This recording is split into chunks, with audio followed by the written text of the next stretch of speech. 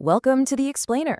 Today, we're doing something really cool. We're taking a single, unassuming 10-acre residential lot, 2002 Fauna Drive, and, well, we're basically turning it into a time capsule.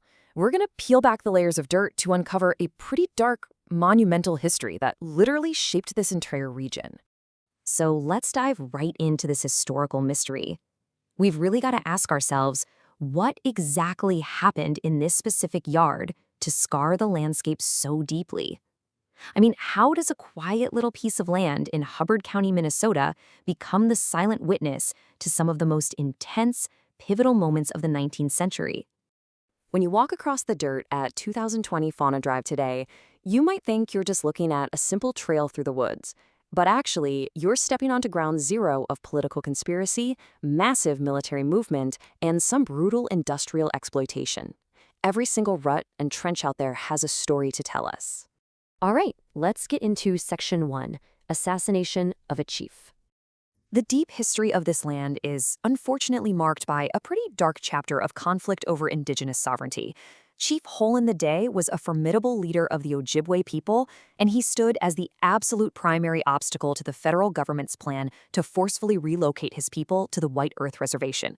And why did they want them moved so badly? Well, local politicians and these super wealthy lumber barons looked at the standing pine in these woods and saw frozen gold. But the chief furiously opposed handing over those vast natural resources to industrial exploitation. So on June 27, 1868, while he was on his way to Washington, D.C. to fight this corruption, the chief's buggy was ambushed by 12 hired gunmen. He stood up and yelled, "You find me at a bad time. I am unarmed." And tragically, those were his last words before he was shot with a double-barreled shotgun and repeatedly stabbed right there in the dirt. Now here is the really crucial point. While those 12 assassins were technically Ojibwe, the hit itself was secretly paid for by white politicians and lumbermen who just wanted the chief out of the way. When a federal Indian agent brought soldiers to arrest the shooters, Chief Flatmouth refused to hand them over. His reasoning was actually brilliant. He knew only the native men would hang, while the wealthy lumbermen who actually funded the assassination would just walk away completely free. And terribly, they did. That cleared the way for the whole timber boom. Moving right along to Section 2, the 1870 Government Road. Following the removal of that indigenous resistance, the government wasted absolutely zero time. Just 2 years after the murder in 1870, the U.S. military authorized and hacked this dark project right through the dense woods. It was a rugged wagon road built specifically to forcefully move federal troops, government supplies, and Native Americans over to the White Earth Reservation.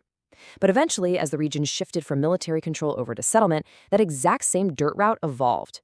By 1892, it had become a bustling pioneer mail stage line for horse-drawn wagons.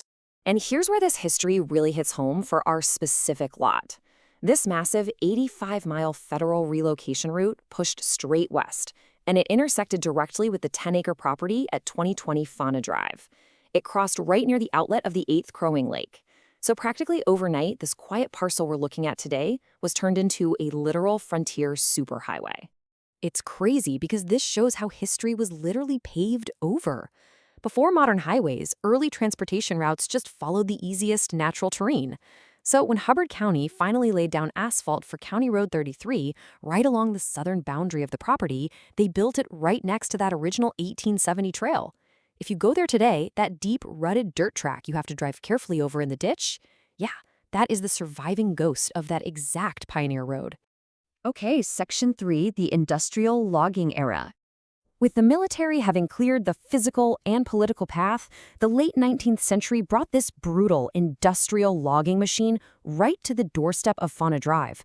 The Red River Lumber Company, which operated out of a massive mill in nearby Akeley, set up a vast network of 45 hidden logging camps all throughout these woods.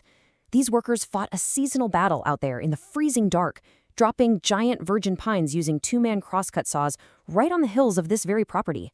Now, summer mud made transport absolutely impossible, so they had to wait for the ground to completely freeze to move these 2,000-pound logs on carefully engineered ice roads. And this gave rise to the road monkeys. These were laborers who risked their lives doing the insanely perilous job of maintaining the ice chutes. They'd throw sand onto the steep sections of the frozen trails just so the multi-ton log sleds wouldn't slide totally out of control and crush the horse teams pulling them. Then, of course, came the spring thaw. The geography of the Crow Wing chain flows downstream from the headwaters at 11th Crow Wing Lake near Ackley, right down toward the lower numbered lakes. So, logs skidded from our property were stacked up in these towering piles on the frozen ice of 8th Crow Wing Lake. When the ice finally broke, the river pigs, these tough lumberjacks wearing spiked boots, would navigate the chaotic floating timber down the lake chain. The timber on the water was so densely packed, you could literally walk across the lake from shore to shore just by stepping from log to log. Section 4. Physical scars on the landscape. So why does all of this matter to us today? Well, because the property at 2020 Fauna Drive acts as this tangible, physical archaeological archive of that incredibly intense, gritty past. If you look at the specific dirt trench running straight up the hill behind the residence, you're seeing what archaeologists call a holloway or a sunken road. It's an original logging skid trail. That distinct V-shape was compacted by the massive weight of logs being dragged over the earth time and time again. And then, over a century of water erosion just took the path of least resistance right down the center of the rut. And you have to realize, these logging networks required some serious engineering. To cross the muddy, swampy terrain on the parcel, workers had to engineer built-up land bridges. To get the fill dirt to build those bridges, they dug out deep adjacent troughs. We call these borrow pits, and they're still clearly visible today, running exactly parallel to the raised trails on the property. When you look at the modern woods today, if you know what you're looking for, they still hold the ghosts of the past. I mean, from the tree-swallowed barbed wire left over from the 1920s cut-over farming era, all the way to the deep rutted tracks of that 1870 military road, the historical scars of stagecoaches, lumberjacks, and federal troops are just hiding out there, in plain sight. Which brings us to a final, pretty fascinating thought to wrap up this explainer. Knowing that the dirt beneath your feet in a place like Fauna Drive holds the relics of Ojibwe leaders, federal soldiers, and freezing lumberjacks, well, it leaves you wondering, what other dark mysteries and tangible relics are just waiting to be pulled from the earth long after the ghost trains and stagecoaches have faded away? Honestly, what history might a shovel unearth in your own backyard? Thanks so much for exploring this with me today.